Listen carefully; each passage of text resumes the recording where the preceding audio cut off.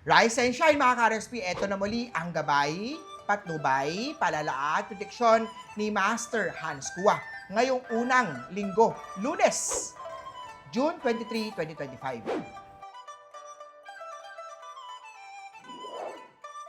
Simulan natin sa mga pinanganak ng Year of the Rat. Pag-isipan maigi mabuti ang iyong budget. Huwag gumastos ng malaki at make sure na according sa mga nilalaang pera.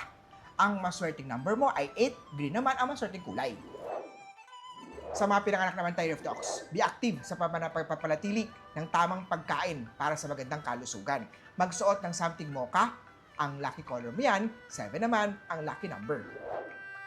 Sa mga Tiger naman tayo, ang pagiging determinado mo ay magdadala ng positive result. Kaya naman ang OOTD mo ngayong araw ay purple, number 4 ang swerte kay Year of the Tiger. Kay Rabbit naman tayo, isang pagkakaibigan ang maaaring mauwi sa romansa. Maswerteng kulay ay azure ngayong araw ngayon, number 2 naman ang maswerteng numero. Punta naman tayo kay Year of the Dragon. Magiging abala ka ngayong araw, but make sure na meron pa rin tamang work at life balance. Maswerteng kulay ay olive, maswerteng number naman ay 5. Kay Snake naman tayo, patience is the key sa isang maayos na relasyon.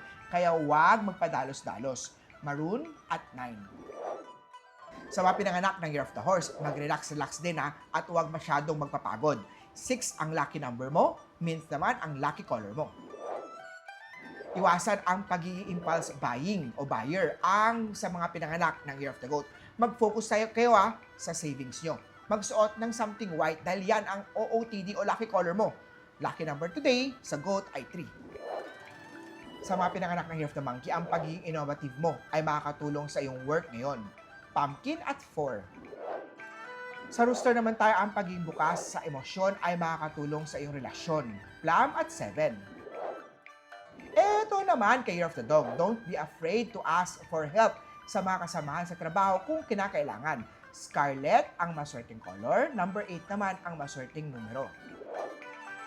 And para naman sa mga pinanganak ng Year of the Pig, maglaan ng time para sa stretching o light exercise.